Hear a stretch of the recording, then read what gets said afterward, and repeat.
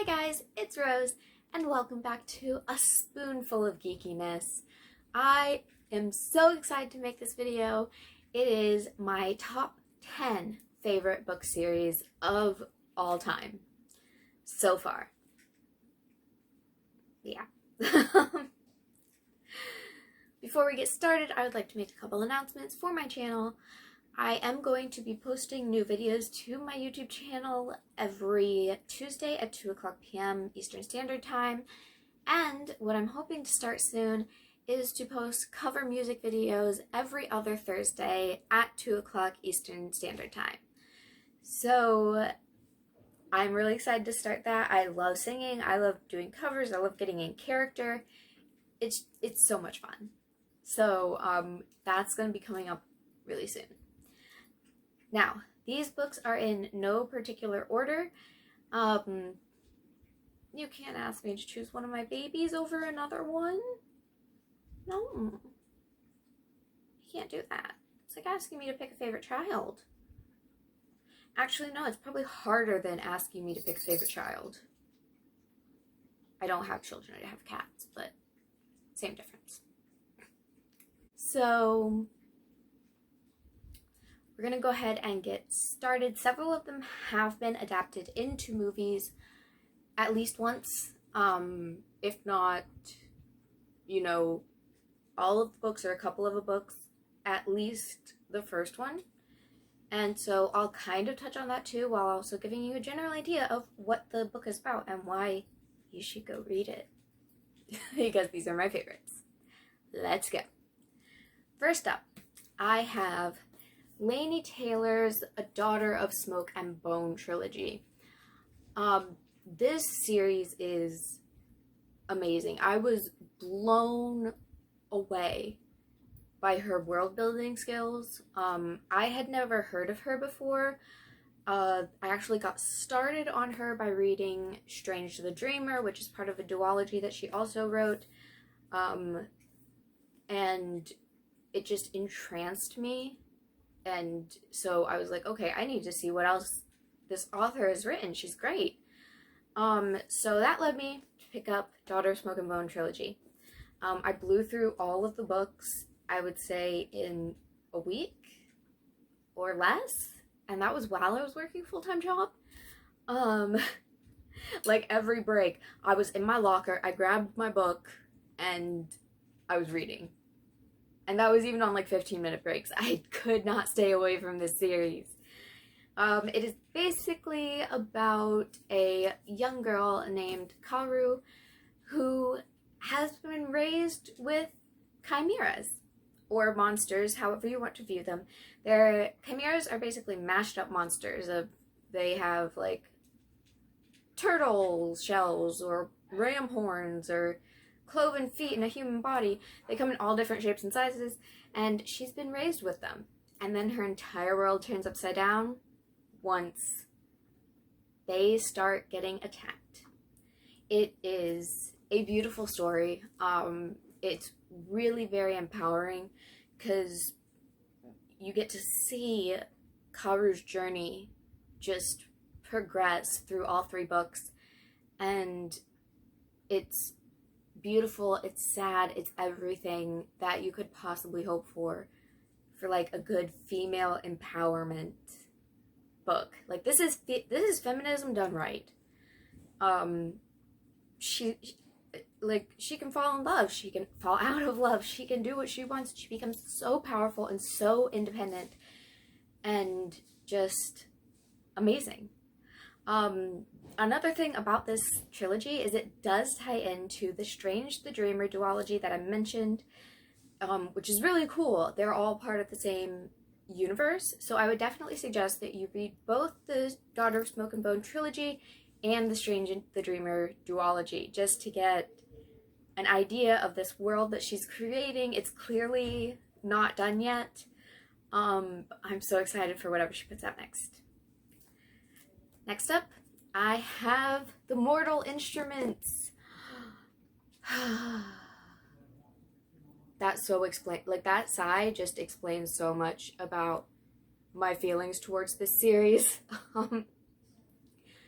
Originally, I got into it because of the movie starring Lily James, but then they didn't make any more movies after that, so I was like, okay, Cassandra Clare, let's go.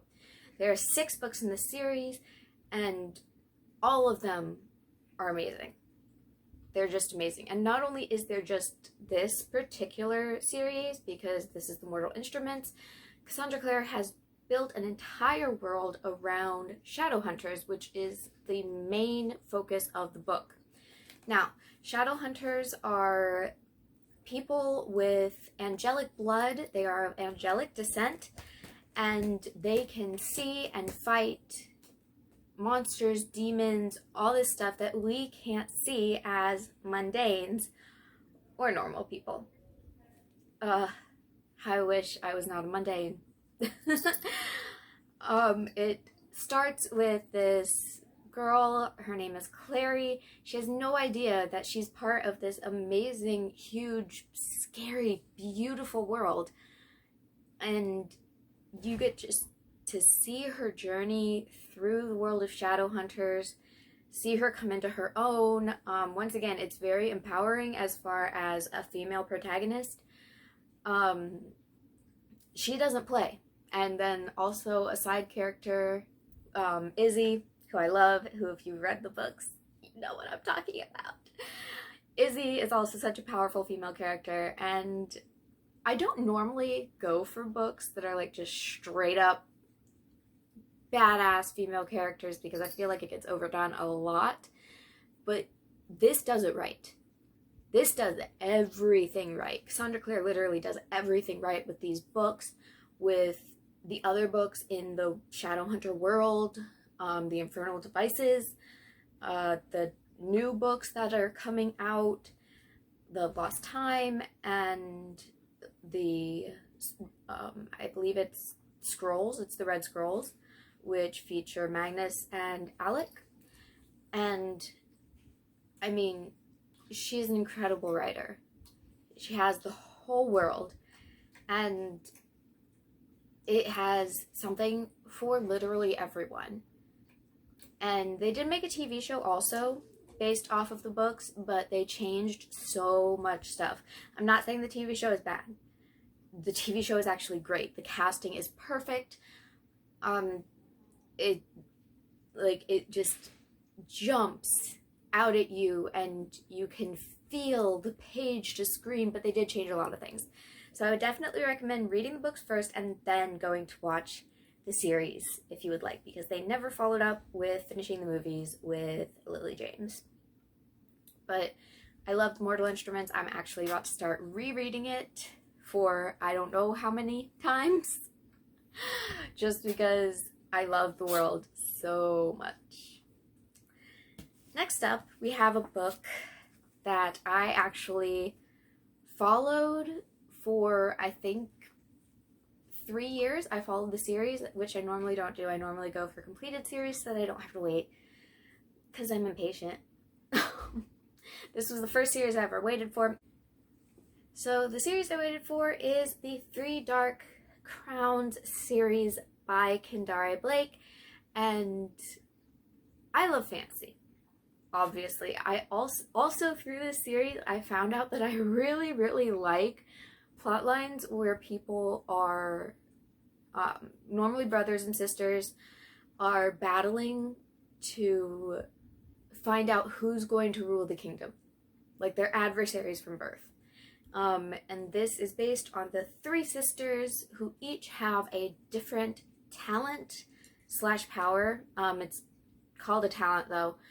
And since they were born, their one mission is to, once they are of a certain age, they have to kill off their other 2 sisters and become the next queen. And it's a fascinating world. Like, just all the little details of it are just so intricate, and the idea, like, to me, was groundbreaking. The kind of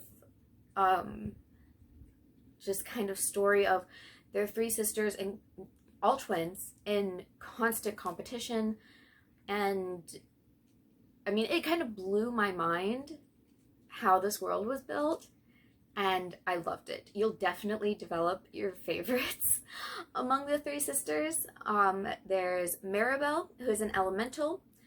There is Arsino, who is a naturalist.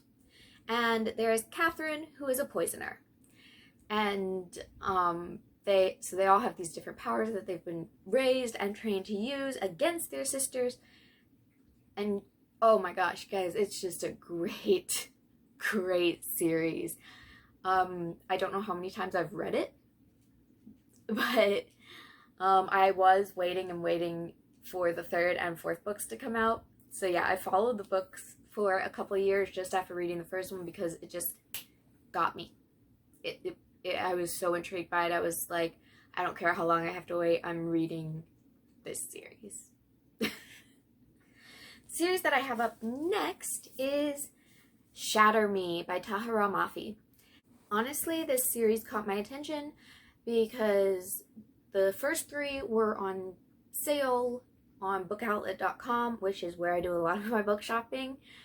Not sponsored, but I definitely recommend it. They have books at the bargain prices or print prices, which is basically just the cost to publish the book. And so I bought the first three, loved it. It is about a girl named Juliet Ferrars who has just the power to kill with a touch. If she touches someone, she just drains the energy right out of them and they die. And so she has to live with this lethal touch, being poked, prodded, locked up in an asylum until she finds out that she's not alone, that there are other people like her. And it's a great evolution story. We start out with Juliet as just this meek, timid, terrified girl, and we watch her grow. My favorite part about this series is the inner monologues that they do include. It is all told from her perspective until you get into the later books. There are 6 in total. And later on in the books, we get to explore more of the characters from their perspectives as well, after we get to know Juliet really well. And we just get to watch her evolution, and the inner monologues that she has with herself. When you're reading it, it has a dynamic I have never seen in any other book. Just this kind of entrancing reading dynamic where you can, like, you know what's happening in her head, which is the point of first-person books, I guess, but this is done in such a way I've never seen it before. And I loved it. I then bought the next 2 books and waited for the third to come out. Or the 6th to come out. So yeah, Shatter Me is a great series. Definitely give it a read if you like dystopian sci-fi. Dystopian is definitely my second favorite genre after fantasy. But it's really, really well written. The characters develop very, very well throughout the entire series. And if you can't tell by now, I love me a good character development. It's a requirement. If you don't have good character development in your book, I'm not going to like it. You have to have good character development. Okay, so next up is Percy Jackson and the Olympians. I love Greek mythology. It is my favorite mythology. Rick Riordan does such a great job. Like, you can tell this guy has done his research when it comes to Greek mythology. He also has a ton of other series based on other mythologies. He has an Egyptian mythology-based series. He has, I believe, a Roman mythology-based series. Roman and Greek are similar. I prefer Greek. I don't know why. I don't know if it's the aesthetic or the stories because they're more well developed, But yes, Percy Jackson and the Olympians. Once again, this is a book I got turned onto because of the movie. Now, the movie, it has inaccuracies, and they've only made the first two, and the actors are so much older now, I doubt there's any plans to return to it with the original. It is on for development into a TV show on Disney Plus, I think. And I really hope they get it right, because this series is so near and dear to my heart. It is basically about the half-children of the Greek gods. Not only the 12 in the Pantheon, but all of them. It's no secret that the Greek gods and goddesses could not keep it in their pants. I mean, that's basically half of Greek mythology. They couldn't keep it in their pants. Zeus is the worst, by the way, at that. If you've ever read Greek mythology, you feel so bad for his wife Hera with all the crap she has to put up with from him. That's beside the point. So you get to explore the world of Camp Half-Blood, where all of the Half-Bloods go to train with their powers that they've inherited from their god or goddess parent, and they learn to fight monsters because, of course, an object that would be valuable to the gods is going to come under constant attack from monsters and from the other gods too, because they're always fighting. Always. Like, you're all related, people. Stop it. Anyways, so it focuses on the titular Percy Jackson and how he becomes introduced to this world, how he finds out that he is actually the half-son of Poseidon. So he has some pretty cool water powers. And the friendships that they make, the bonds that are forged between the different characters, the adventures that they go on, it's really well written. The characters do develop as much as you can expect a teenager over the course of like 2 years can develop. There are 5 books in total, and I love them so much. I also really want a Camp Half-Blood shirt. I haven't been able to find one yet. But yeah, definitely give it a try. I would say watch the first movie, ignore the second movie. And yeah, that's my advice. And read all the books, obviously. Don't skip a single one. See, Percy Jackson and the Olympians. Next up is a series I got started on in middle school, and I fell in love instantly, and that is The Inheritance Cycle by Christopher Paolini, beginning with Aragon. For the longest time, it was a trilogy, and now it is called The Inheritance Cycle, and there are 4 total books. It is a very, very long read. Kind of a heavy read. Like, if you're not completely focused, you will have to go back and reread something again. But the world that Christopher Paolini built is so complex and so beautiful and fantasy, and it's dragons, and I love dragons. You know, it's a really, really great book series. The first book is undoubtedly my favorite. My first ever copy of Aragon was from when my middle school library was doing their restock and they were giving away the books, and I grabbed it because I had checked it out I don't even know how many times, and I read it until the cover fell off. Like, I need to rebind it. It was a hardcover book. Now it's just a floppy, like, manuscript looking thing. I need to rebind it. I feel so bad for it. And yeah, that's how many times I've read it. I normally reread the first first and second one, those two are definitely my favorites. And as with a couple other books on this list, it was adapted into a movie. Did they get everything right? No, not by a long shot. And with something that's this dense, trying to cram it all into a movie is practically impossible. However, they tried their bestest, and I gotta give them props for that. It definitely tried to carry the spirit of it. It all begins with Aragon, a young farm boy who, while hunting, happens upon a dragon's egg in the woods.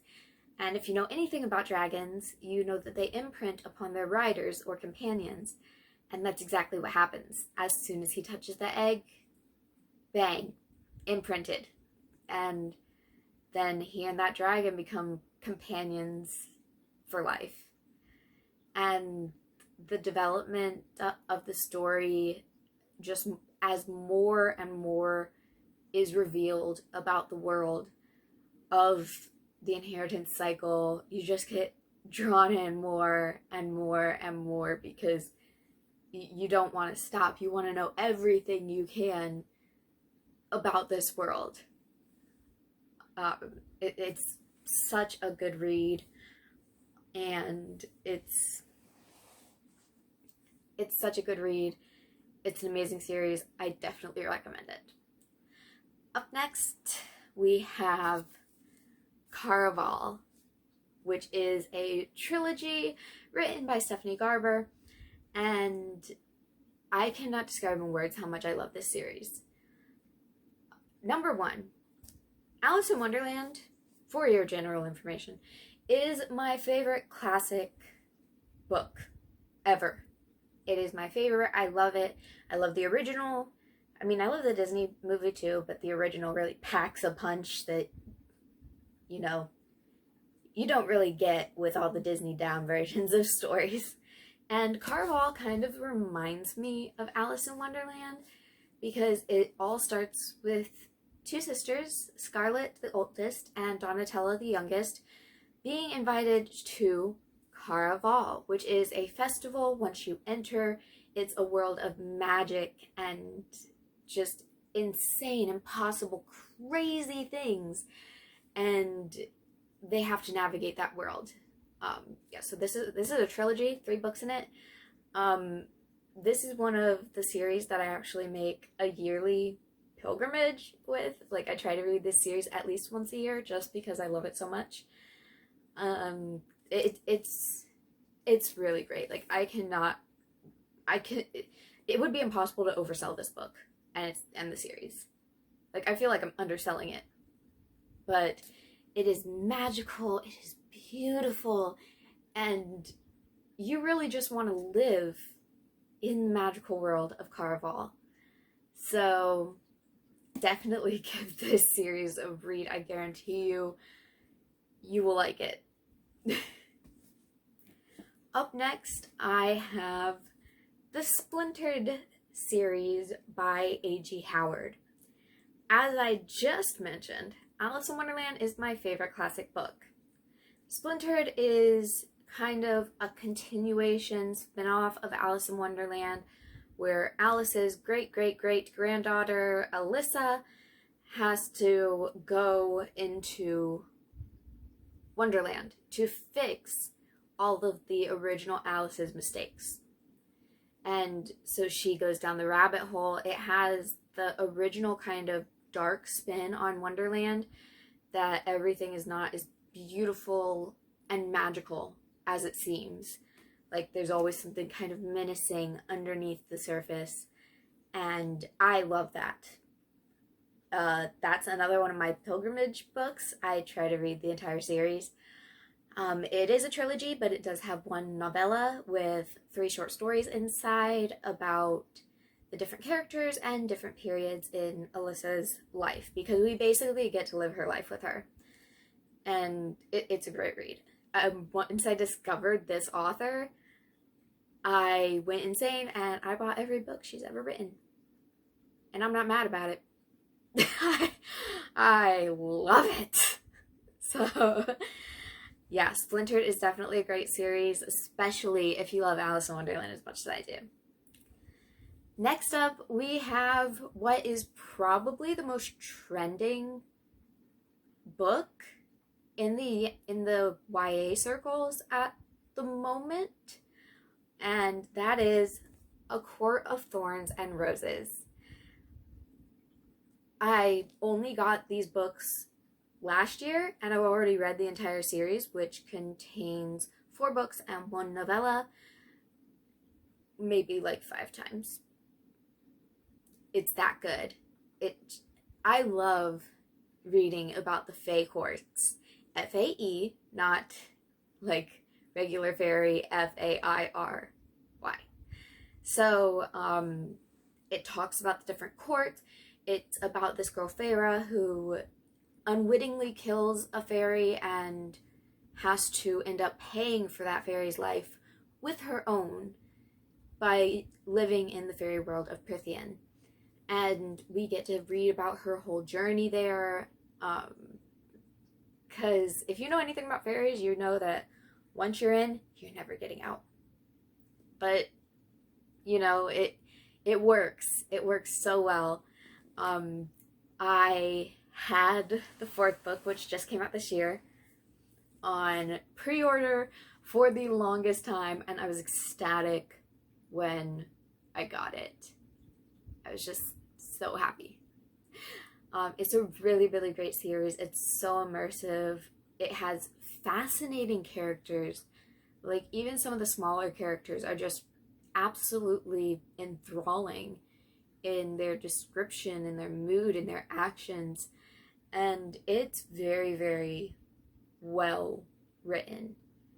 And I appreciate a well-written book.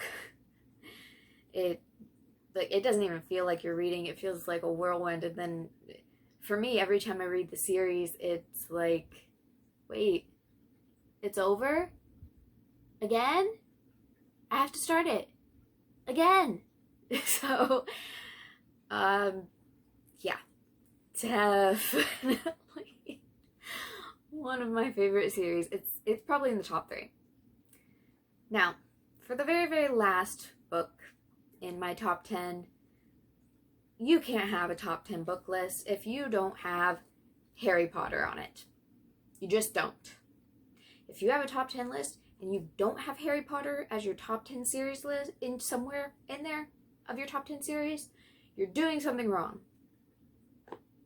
Just, that sounds a little harsh, but it's true. So yes, the Harry Potter series, which has 7 books and 1 play, and is of course written by J.K. Rowling.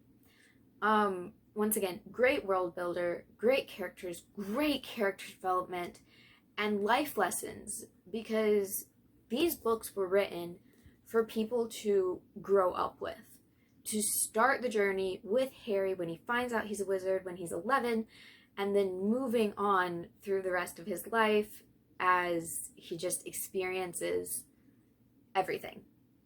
And that's really cool.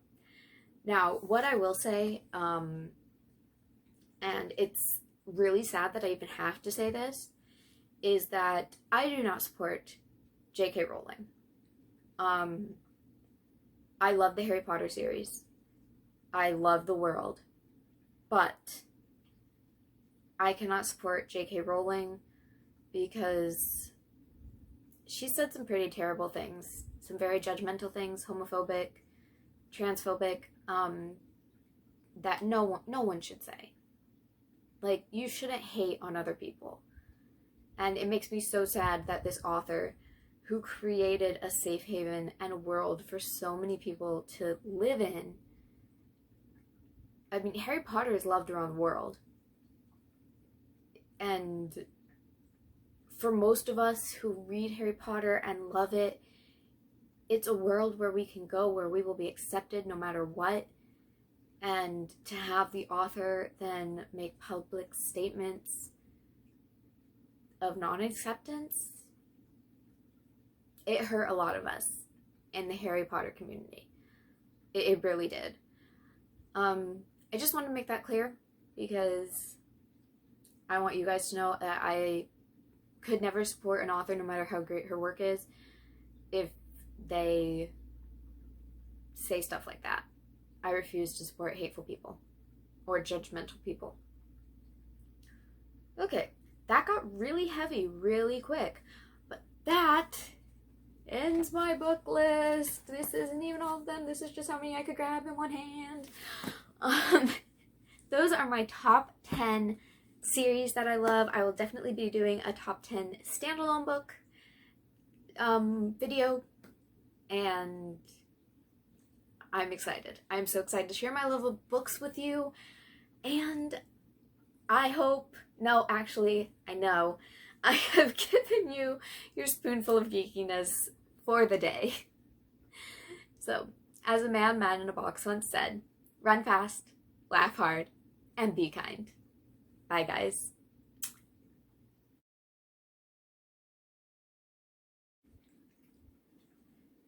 I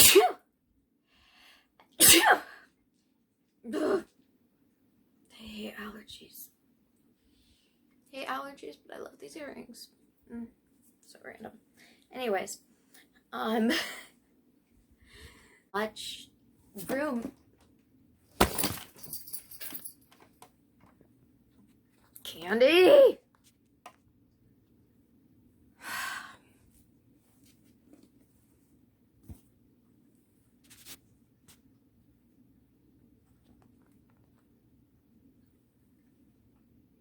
That was my cat knocking over my entire recording system.